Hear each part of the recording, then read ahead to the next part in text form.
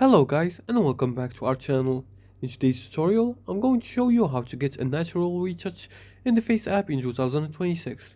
Do you want your photos to look better without looking edited? Natural retouching is the key, and FaceApp makes it very easy for you to do that. Now before we start, here's a quick guide on how to install and download the application, the FaceApp. You can download this and install it via the Play Store or App Store depending on which device you're using, because it's both available on both Android and iOS devices. Then once you find this, you're gonna make sure to click on open to launch the app. And once you click on the open here, you're gonna grant the application the access to your camera and gallery to be able to upload the pictures. Now after you grant it access to your gallery, it will display all the pictures with a clear face in your gallery in the dashboard. So you're gonna select a picture here, or you can take an instant picture with your camera. Then you're gonna go here and go to the retouch section.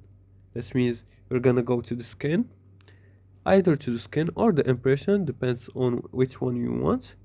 As you can see here, there are a lot of filters you can choose. You can choose the Hollywood 2 for this retouch here. You can use another ones like glance here.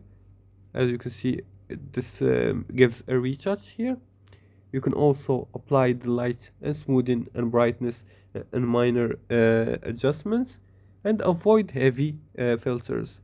Also, if you want full access to all the filters, you're gonna have to pay for the premium version to access all the features in the FaceApp. Now once you do that, you're gonna make sure to save your final image. And less is more, so keep your skin texture visible. Natural retouching keeps your photo realistic and clean, so master it for the best results. And if you like this video and found it helpful, please like and subscribe, and leave a comment below the video if you have further more questions about this topic. Thanks for watching, and see you again in the next tutorial.